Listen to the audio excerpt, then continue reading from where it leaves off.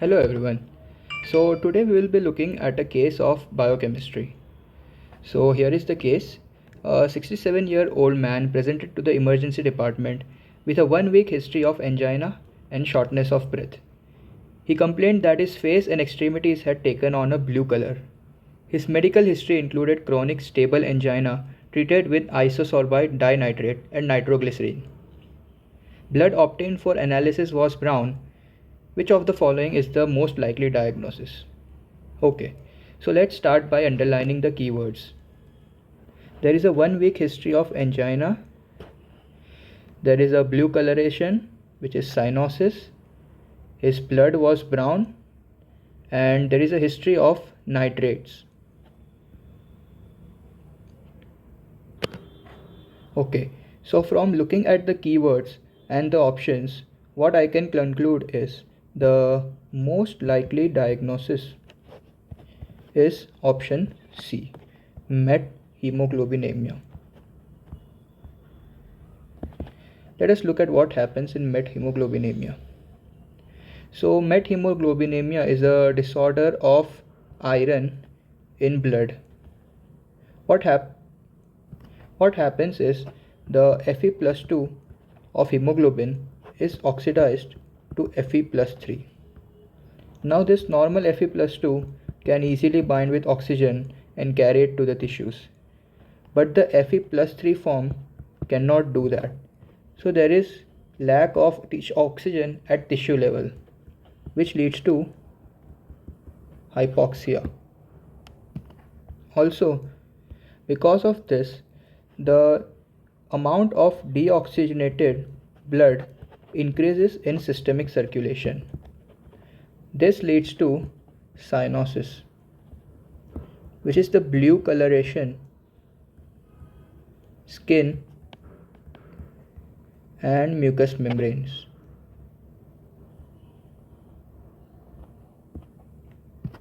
Also, because of the Fe plus 3 of hemoglobin, there is an increase of methemoglobin. What is methemoglobin? Methemoglobin is the hemoglobin which has Fe plus 3 as its component. This methemoglobin is dark brown in color, which is what leads to brown colored blood during the blood test. Now let us see the two broad categories of methemoglobinemia. So the first one is acquired and the second is congenital. What happens in acquired form is there are certain oxidants which oxidize Fe plus 2 to Fe plus 3. Example of these oxidants are nitrates. So what we can assume is the use of these nitrates as drugs what led him to have this disease.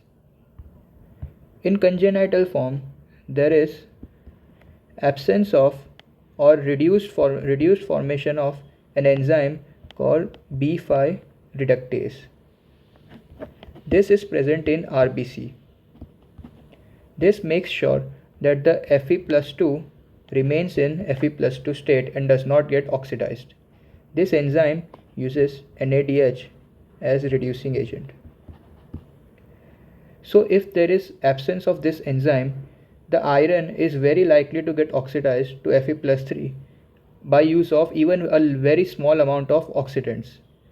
So in congenital form there is absence or reduced formation of this enzyme, whereas in acquired form there are oxidants which overwhelm the enzyme and convert the iron into Fe plus 3 form.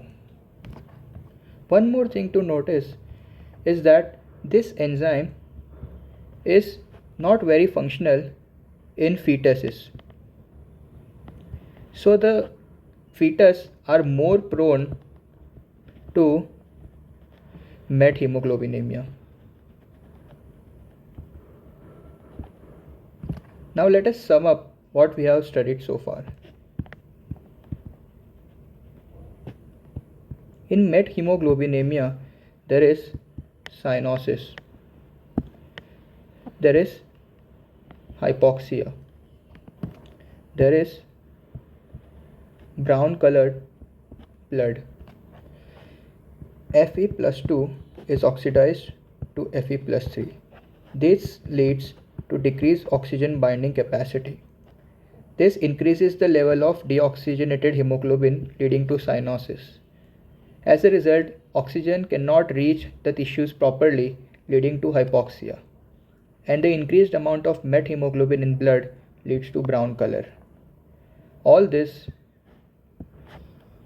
happens to a person if he is having certain oxidants in his blood, or if it is congenitally present. Oxidants can include nitrates. As we can see, all the symptoms are explained by methemoglobinemia. So we can conclude that the most likely diagnosis is methemoglobinemia. Let us look at one of the reports of methemoglobinemia. As you can see, the pH, partial pressure of carbon dioxide, partial pressure of oxygen are within the normal physiological range in methemoglobinemia. The most striking thing to observe is the fraction of oxygenated hemoglobin is much less than the physiological limit, which is what we can expect. And similarly, the amount of methemoglobin is much higher than the physiological limit. Now, one interesting thing about methemoglobinemia is that it is very dangerous, but it can also be useful for various poisoning. For example, if there is cyanide poisoning, we induce the formation of methemoglobin. Methemoglobin will easily bind to cyanide and protect the tissues from the damage caused by cyanide poisoning. This is one of the interesting use of methemoglobin, which it can protect us from cyanide poisoning. Now let us look at some other options and see why they are not the correct answers. In sickle cell anemia and beta thalassemia, there is increased destruction of RBC, which can lead to yellow color, that is the hemolytic anemia. Yellow color is not the symptom of our case, and hence these two are not likely to be the answers. Similarly, in hemoglobin SC disease, some part of hemoglobin is sickle shaped, whereas in some part of hemoglobin, the glutamic acid is replaced by lysine.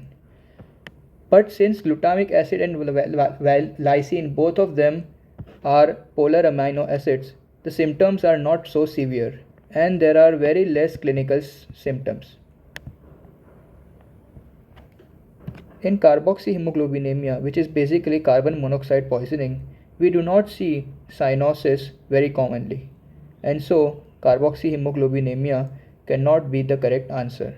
In carboxyhemoglobinemia, there is dizziness, etc., which is not the symptoms are in this case. So let us finally sum up that the answer to the case was methemoglobinemia. In methemoglobinemia, the iron in the blood is oxidized to Fe plus 3 form, which cannot bind to oxygen.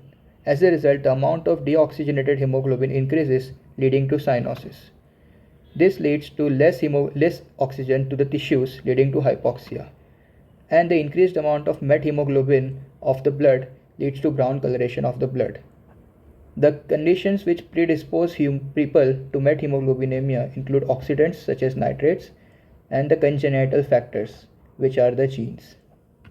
Methemoglobin can also be useful in treatment of cyanide poisoning, as it can easily bind to cyanide and prevent the damage caused by cyanide to our cells. Fetuses are much more prone to methemoglobinemia because the enzyme NADH-B5 reductase is not very efficient in them. So fetal methemoglobinemia are quite common. Thank you.